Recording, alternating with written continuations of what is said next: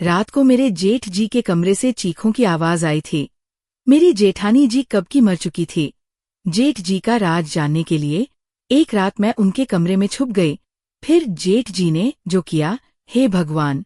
जब मैंने पहली बार वो दिल दहलाने वाली चीखों की आवाजें सुनी तो मैं पूरी तरह से घबरा गई थी।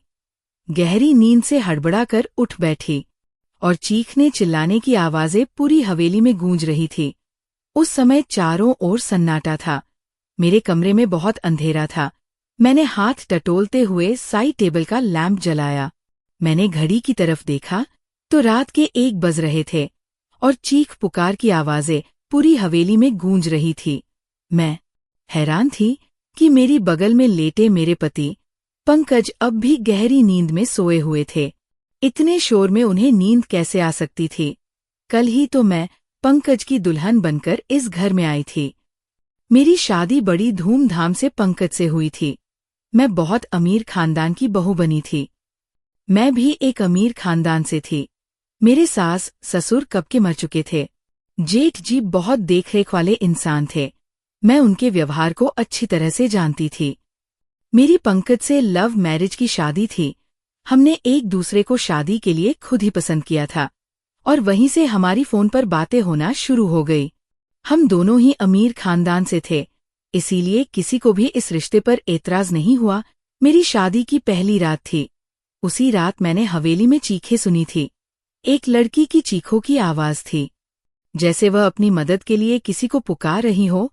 पहले तो मैंने सोचा कि कमरे के बाहर जाकर देखूं कि आवाज किसकी है, कौन है जो इस वक्त इस तरह तेज आवाज में चिल्ला रहा है। लेकिन मैं एक ही दिन की दुल्हन थी, तो यूं कैसे मुंह उठाकर कमरे से बाहर निकल सकती थी। आधा घंटा ये आवाज गूंजती रही और उसके बाद शांति सी छा गई। मुझे पंकज की नींद देखकर बड़ी हैरत हो रही थी। भला वह इतने शोर में कैसे सो सकता था? लेकिन कुछ देर के बाद आवाज आनी बंद हो गई थी, जैसे कभी शोर हुआ ही ना हो। मैं दोबारा से लेट गई और अब मेरी आंखों से नींद कोसों दूर जा चुकी थी। मेरा दिमाग बार बार उस चिल्लाने वाली लड़की की तरफ जा रहा था। कौन थी वो लड़की और वह ऐसे क्यों चिल्ला रही थी? और उसकी आवाज पर सब लोग क्यों खामोश थे? वरना एक हलचल सी मच जानी चाहिए थी। फिर मुझे कुछ डर सा महसूस होने लगा था, क्योंकि जहां यह हवेली बनी हुई थी वहां आसपास केवल जंगल ही थे। गांव तो 3-4 मील की दूरी पर था। मैं कुछ दिनों के लिए गांव आई हुई थी, क्योंकि मुझे रहना तो शहर में ही था।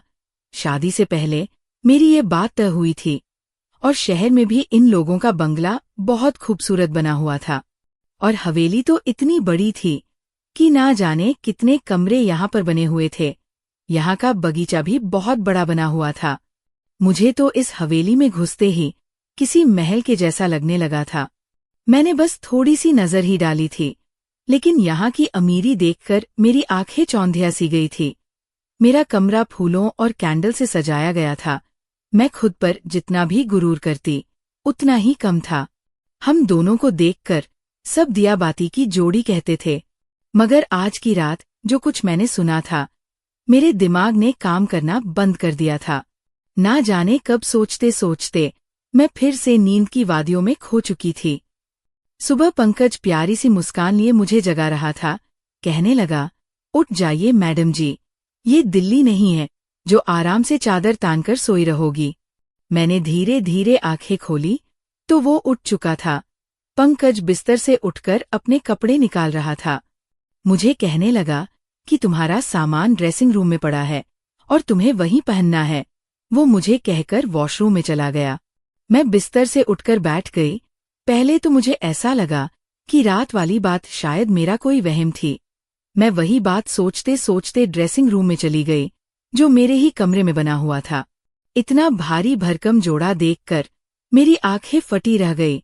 मैंने फ्रेश होने के बाद बहुत ही मुश्किल से उन कपड़ों को पहना था। पंकज कमरे से जा चुका था तो कुछ लड़कियां मुझे पूछकर मेरे कमरे में आई और मुझे जेवरात पहनाने लगी और तैयार करने लगी। जब मैं सज-धज कर बाहर आई तो मेरे जेठ जी सामने कुर्सी पर बैठे थे। उन्होंने मुझे देखा और मुस्कुराने लगे। फिर मेरे पास आए और मुझ पर हजारों के नोटों की बारिश करके मेरा स्वागत किया। फिर मुझे बाहर ले गए, जहां गांव की औरतें मुझे देखने के लिए कब से मेरा इंतजार कर रही थी। गर्मी और धूप में जाने वो कब से बाहर बैठी थी। वह मेरी एक झलक देखने के लिए वहां पर बैठी हुई थी। मेरे जेठ जी कहने लगे, ये हमारे घर की नई मालकिन है, पंकज की बीवी। सभी औरतें मुझे नमस्ते करने लगी। मैं थोड़ी देर से ज्यादा वहां रुक नहीं पा रही थी। तेज धूप ने मेरी हालत खराब कर दी थी। जल्दी जल्दी में अंदर गई और अपने कमरे में एसी ऑन करके बैठ गई। पूरा दिन लगातार लोगों का आना जाना लगा रहा। पंकज से मेरी मुलाकात बस रात को हुई थी, वरना वो पूरा दिन मर्दों के साथ ही रहे थे। गांव के कुछ और ही रस्मों रिवाज होते हैं। पति पत्नी आपस में कम वक्त और दूसरों के साथ ज्यादा वक्त गुजारते हैं। यही मेरे साथ भी हुआ था। रात तक मैं थकान से चूर हो चुकी थी, इसलिए लेटते ही मुझे नींद आ गई और पंकज मुझसे कहने लगा कि गांव के माहौल से तुम परेशान हो गई हो। वह मेरी तरफ प्यार से देखने लगा। फिर मैंने आंखें खोली और थोड़ा सा मुस्कुरा दी। मैंने कहा, पंकज, बस जल्दी से दिल्ली वापस जाने का सोचो। मुझे ऐसे माहौल की आदत नहीं है। मेरी इस बात पर ना जाने क्यों पंकज की मुस्कुराहट गायब हो गई थी। फिर वो बेड पर टेक लगाकर बैठ गया और कहने लगा, अभी तो ऐसा मुमकिन ही नहीं है, लेकिन मैं कोशिश करूंगा। मैं नींद में होते हुए भी पूरी आंखें खोलकर उसको घूरने लगी। पंकज, मैं गांव में 2 दिन से ज्यादा नहीं रह सकती। ये बात तुम अच्छी तरह से जानते हो। मुझे घुटन होती है यहाँ के पहनावे से, यहाँ के रहन सहन से। अजीब घुटन सा माहौल है यहाँ का। मैं नहीं रह सकती यहाँ पर। मेरी बात सुनकर वो किसी गहरी सोच में चला गया। उसने सिगरेट निकाली और लाइटर से जलाकर पीने लगा। मैं नींद में चूर थी, इसलिए सो गई। रात को फिर से मेरी आंख शोर से खुली थी। वही एक लड़की की चीख पुकार अपने बचाव के लिए मदद मांगती हुई। मैं तुरंत उठकर बैठी और मैंने पंकज को भी जगा दिया। वह मुझे नींद में देखने लगा। मैंने कहा, पंकज, किसी की चिल्लाने की आवाज आ रही है। मेरी बात पर पंकज ने नजर चुराई और कहने लगा, कैसी आवाजें? मुझे यहाँ तो कोई आवाज नहीं आ रही। मैं उसकी ये बात सुनकर हैरान रह गई थी। ये कैसे मुमकिन था? मुझे तो लड़की के चिल्लाने की आवाजें आ रही थी, लेकिन पंकज को नहीं आ रही है। मैंने हैरत से पंकज की तरफ देखा। मैंने कहा कि ये लड़की की आवाजें तुम्हें सुनाई नहीं दे रही हैं? वह कहने लगा, नहीं, मुझे कोई भी आवाज सुनाई नहीं दे रही है। मुझे नींद आ रही है, मुझे परेशान मत करो। ये कहकर वो फिर से सो चुका था और मेरा डर के मारे बुरा हाल था। क्या ये आवाजें सिर्फ मुझे ही सुनाई दे रही थी? इसका मतलब कोई भूत प्रेत? ये सोचकर तो मैं डर से कांपने लगी थी। डर की वजह से मैं पंकज से चिपक के लेट गई। मेरा दिल जोरों से धड़क रहा था। अब तो मुझे इस हवेली में एक दिन भी नहीं रुकना था। मुझे तो भूतों से बहुत डर लगता था। अगली सुबह ही मैंने पंकज से शहर जाने की जिद शुरू कर दी। मैंने कहा, मुझे वापस दिल्ली जाना है। मुझे डर महसूस हो रहा है। मुझे 2 दिन से यहाँ किसी के चिल्लाने की आवाजें सुनाई दे रही है, जैसे कोई लड़की मदद के लिए पुकार रही हो। मैं यहाँ नहीं रह सकती। डर की वजह से ऐसा हो रहा था जैसे मैं अभी अभी रो दूंगी। और पंकज मुझे ध्यान से देख रहा था। वह बार बार नजरें चुरा रहा था। वह मुझे कहने लगा, वर्षों से इस हवेली में ऐसे ही साए हैं। किसी किसी को ऐसी आवाजें सुनाई देती है जैसे कि तुम्हें दे रही है, लेकिन उन साए ने कभी भी हमें कोई नुकसान नहीं पहुंचाया, वरना क्या मेरी भाभियां यहाँ रह सकती थी? मुझे पंकज की किसी भी बात से चैन नहीं मिल रहा था। मुझे बस दिल्ली जाने का इंतजार था। सुबह नाश्ते के वक्त मेरे जेठ जी ने पंकज से पूछा था कि तुम दिल्ली वापस कब जा रहे हो? ये सुनकर पंकज का चाय का कप हाथ में ही रह गया था, लेकिन मैं दिल ही दिल में खुश थी कि किसी को तो हमें गांव से दिल्ली भेजने का ख्याल आया। पंकज ने कहा, भाई, जो आपका आदेश। पंकज ने बहुत ही मुश्किल से ये बात कही थी। वो अपने बड़े भाई से बहुत डरता था। जेठ जी कहने लगे, आज शाम तक तुम दिल्ली जाने की तैयारी करो, वहां के काम देखो जाकर। मैं तो खुशी के मारे फूली नहीं समा रही थी। मैंने जल्दी से चाय खत्म की और कुर्सी पीछे खिसका कर खड़ी हो गई तो मेरे जेठ जी कहने लगे, बहू, आज तुमने नाश्ता ठीक से क्यों नहीं किया? मैंने कहा, मुझे अपनी और पंकज की पैकिंग भी करनी है। शाम तक जाना है तो टाइम लग जाएगा। मेरी बात सुनकर जेठ जी पंकज को घूरने लगे और कहने लगे, तुमने बहू को ये नहीं बताया कि अब ये हवेली में ही रहेगी। ये बात मेरे दिल पर लग गई और मैं आश्चर्य से पंकज की तरफ देख रही थी। वह कहने लगा, मैं भूल गया था भाई। मेरे जेठ जी फिर मुझे कहने लगे, बेटा तुम अब हमारी इज्जत हो और हमारे घर की औरतें हवेली से बाहर कदम नहीं रखती, तुम यहीं रहोगी। दिल्ली में केवल पंकज ही जाएगा। ये सुनकर तो मैं दंग रह गई थी कि पंकज ने पहले ये बात मुझे क्यों नहीं बताई। उसने यही कहा था कि कुछ वक्त मुझे गांव में रहना पड़ेगा, फिर वो मुझे अपने साथ दिल्ली ले जाएगा। मैं गुस्से की वजह से उठकर कमरे में चली गई। मुझे झूठ बोला गया था। कुछ देर के बाद ही पंकज कमरे में आया और मैं रोने लगी। मैंने कहा, मुझे इस भूत बंगले में नहीं रहना। तुमने मुझे झूठ कहा था कि हम दिल्ली में रहेंगे। तुम अपने भाई से जाकर बता दो। मेरी बात सुनकर वह मेरे पास आकर बैठकर बहुत ही प्यार से बोला, मैं तुम्हें अभी दिल्ली नहीं ले जा सकता। बस तुम कुछ महीने यहाँ रह लो, वैसे ही रहो जैसे यहाँ की औरतें रहती हैं, फिर मैं तुम्हें दिल्ली लेकर जाऊंगा। मैंने कहा, मैं तुम्हारे बिना यहाँ नहीं रहूंगी। रात के वक्त वो चीखों की आवाज मेरी जान निकाल देगी। मुझे बहुत डर लगता है। वह मुझे कहने लगा, तुम चीखों पर ध्यान मत दो, वो जो भी है तुम्हें कुछ नहीं करेगी, ये मैं तुमसे वादा कर सकता हूँ। तुम बस कमरा लॉक रखना और रात को बिल्कुल भी बाहर मत निकलना। पंकज की बातों ने तो मुझे बहुत ज्यादा डरा दिया था। मैंने कहा, मैं अकेली रात में इस कमरे में नहीं सो सकती। पंकज कुछ देर तक सोचता रहा, फिर कहने लगा कि ठीक है, मैं भाई से कहकर एक नौकरानी का इंतजाम करवा दूंगा। वो तुम्हारे साथ रात को इस कमरे में सो जाया करेगी, लेकिन तुम बस ये कोशिश करना कि भाई को तुमसे कोई शिकायत ना हो। मैंने इस बात पर सर हिला दिया। पंकज शाम को दिल्ली के लिए निकल चुका था और मैं अकेली रह गई। रात को मेरे साथ एक नौकरानी मेरे कमरे में सोने लगी थी। वह जमीन पर अपना बिस्तर बिछा लिया करती थी और लेट जाती थी। रात को जब वह चीखों की आवाज आती तो मेरी आंखें खुल जाती। मैंने महसूस किया था कि जिस वक्त चीखों की आवाज आई थी, वो नौकरानी भी करवटें बदलती रहती थी। मुझे ये शक होने लगा था कि शायद वो भी उन आवाजों को सुन सकती है। कई बार मैंने उस नौकरानी से चीखों के बारे में पूछा तो उसके चेहरे का रंग उड़ जाता और वह डर जाती थी। फिर नामे सर हिलाने लगती थी और कहने लगती, मैंने ऐसी कोई आवाज नहीं सुनी। मैंने उसके डर से ये तो अंदाज लगा लिया था कि कहानी कुछ और ही है, इसलिए उससे कहा कि मैं जानती हूँ कि वो आवाजें तुम्हें भी सुनाई देती है। मेरी बात सुनकर वो मेरे सामने हाथ जोड़ने लगी और कहने लगी, इस बात का जिक्र हवेली में किसी से भी नहीं करना। किसी से जिक्र मत करना वरना बहुत बुरा होगा। उस नौकरानी की बात सुनकर मुझे जानने की चाहत होने लगी थी कि आखिर मालूम भी तो हो कि सारा माजरा है क्या।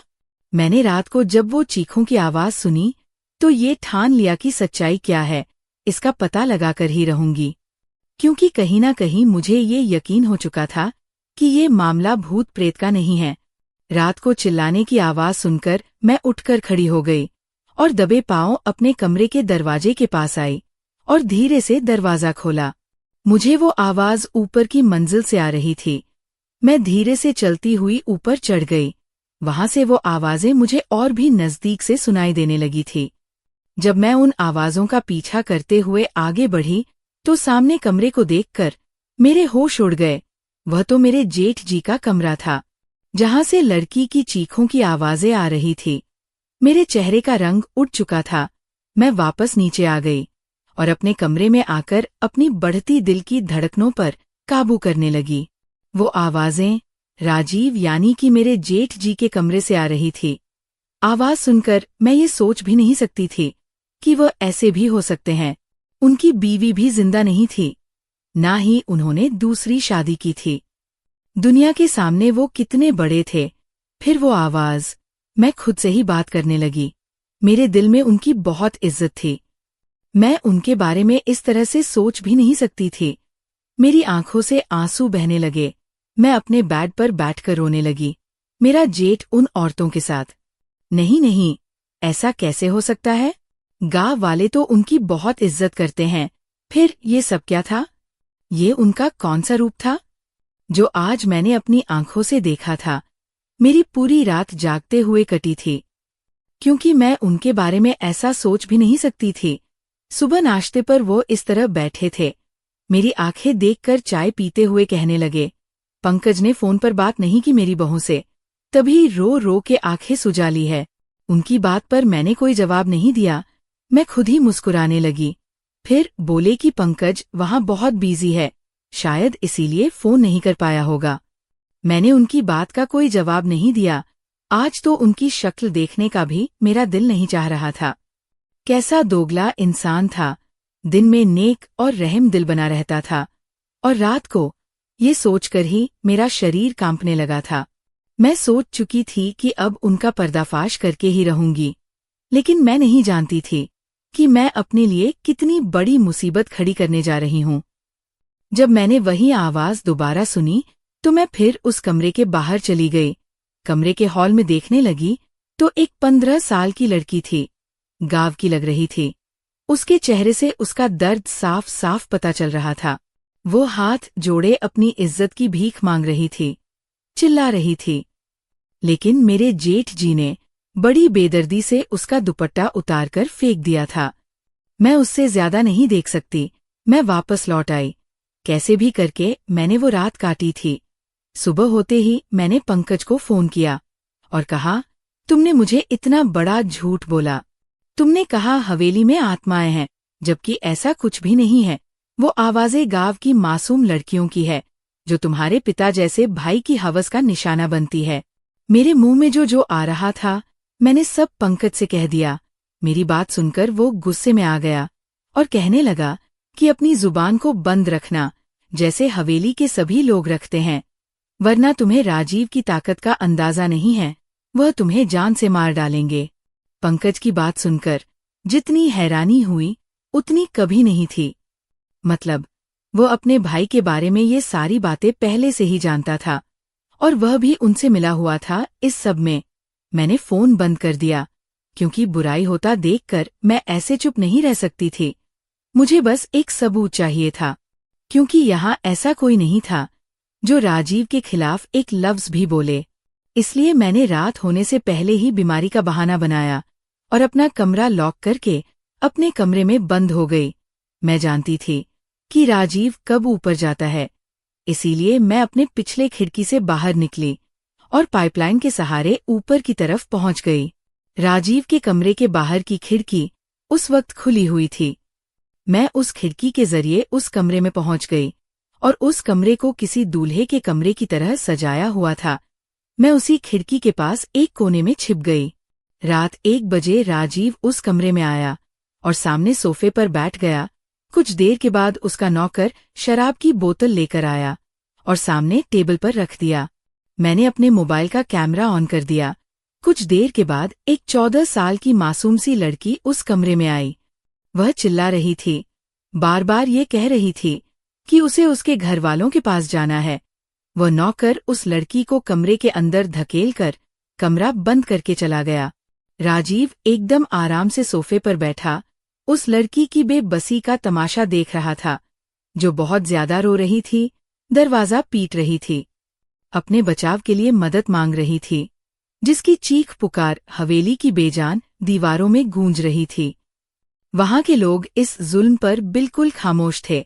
वो लड़की जब दरवाजा बजाकर थक गई तो राजीव के पास आकर हाथ जोड़ने लगी और कहने लगी, साहब मुझे छोड़ दो, मुझे जाने दो, मैं तुम्हारी बेटी की उम्र की हूँ, मुझ पर तरस खाओ। उसकी बातें सुनकर मेरा जेठ गुस्से से उठा और उसके बाल पकड़कर कहर भरी नजरों से देखते हुए बोला, किसी नीच जात की लड़की, तेरी इतनी हिम्मत कि तू मेरे सामने जुबान चलाए, तुझे मैं बताता हूँ कि मेरे सामने जुबान चलाने वालों का मैं क्या अंजाम करता हूँ। ये कहकर उसने उस लड़की को बड़ी जोर से जमीन पर पटका, फिर उसकी गर्दन पर अपने पैर से मारने लगा। वह लड़की दर्द से बिलबिला उठी थी और मैं ये सब नहीं देख पा रही थी। ना जाने कैसे मैंने खुद को काबू में किया, वहां खड़ी ये सब कुछ देख रही थी मैं। फिर मेरे जेठ ने उस लड़की को पकड़कर बिस्तर पर पटका और अपना सिगरेट जलाकर जैसे ही उसने लड़की के चेहरे पर लगाया, उस लड़की की चीख के साथ साथ मेरी भी चीखें निकल गई। राजीव तुरंत ही वहां से पीछे हटा। मेरी चीख सुनकर वो समझ गया था कि कमरे में उस लड़की के अलावा कोई और भी है। इससे पहले कि वह मुझे ढूंढता, मैं उसी खिड़की से बाहर निकल गई, लेकिन शायद वो मुझे देख चुका था, क्योंकि मैं कोई प्रोफेशनल जासूस तो नहीं थी, एक आम सी लड़की थी। मैं जिस रास्ते से आई थी, इस रास्ते से नीचे उतर गई, लेकिन अपने कमरे के बजाय हवेली के पीछे चली गई। मैं वहीं जाकर छुप गई। मुझे पूरी हवेली में एक हलचल सी महसूस हुई थी। बहुत से कदमों की आवाज सुनाई दे रही थी। मैं एक घनी झाड़ी में छुप गई। बहुत से नौकर टॉर्च जलाकर मुझे ढूंढ रहे थे। मैं तो सांस लेना ही भूल गई थी। मुझे डर था कि अब मैं पकड़ी जाऊंगी। कुछ देर के बाद नौकर वहां से चले गए। उनके जाते ही मैंने सुकून की सांस ली। मैं एक बड़े से पेड़ पर चढ़ने लगी, जो इस हवेली की दीवार से चिपका हुआ था। उस पेड़ पर चढ़कर मैंने दीवार से दूसरी तरफ देखा तो वह एक घना जंगल था। मैं वहां कूद गई थी। मैं नहीं जानती थी कि मैं उस जंगल को पार करने के बाद कहां पहुंच जाऊंगी, लेकिन मैं लगातार भाग रही थी। सुबह तक मैं भागती ही रही। जैसे ही हल्की हल्की रोशनी हुई, मैं सड़क पर पहुंच चुकी थी। उसी वक्त एक बस दिल्ली जाने के लिए वहां से गुजर रही थी। मैं उस बस में बैठ गई और पूरे रास्ते भर मैंने अपना चेहरा दुपट्टे से छुपाए रखा। दिल्ली पहुंचते ही मैंने अपने पापा के दोस्त, जो कि IPS अफसर थे, उन्हें ये वीडियो दिखा दी। मेरी वजह से उस गांव के इस घिनौने खेल का किस्सा खत्म हुआ था और राजीव के साथ साथ पंकज भी पकड़ा गया था। वो लोग गांव की कम उम्र लड़कियों के साथ गलत काम करके उसे दूसरे देश में भेजते थे और कुछ को मार देते थे, और मेरे पति दिल्ली से वही गलत काम करते थे और इसलिए वह मुझे अपने साथ नहीं लेकर गए थे। मैंने अब पंकज से तलाक ले लिया था, क्योंकि मैं ऐसे इंसान के साथ जिंदगी नहीं गुजार सकती थी। मुझे खुशी थी कि मेरी वजह से बहुत सी लड़कियां बच गई थी। दोस्तों, क्या मैंने लड़कियों की जान बचाकर और पंकज को तलाक देकर सही किया या गलत? हमें कमेंट करके जरूर बताएं। दोस्तों, उम्मीद करती हूँ आपको हमारी कहानी पसंद आई होगी। वीडियो को लाइक कर दीजिए और इस तरह की कहानियां लगातार देखने के लिए चैनल को सब्सक्राइब करके नोटिफिकेशन बेल को दबाकर ऑल पर सेट कर लीजिए, ताकि आने वाली हर वीडियो का अपडेट आपके पास तुरंत पहुंचे। फिर मिलती हूँ आपसे अगली वीडियो में। तब तक के लिए धन्यवाद।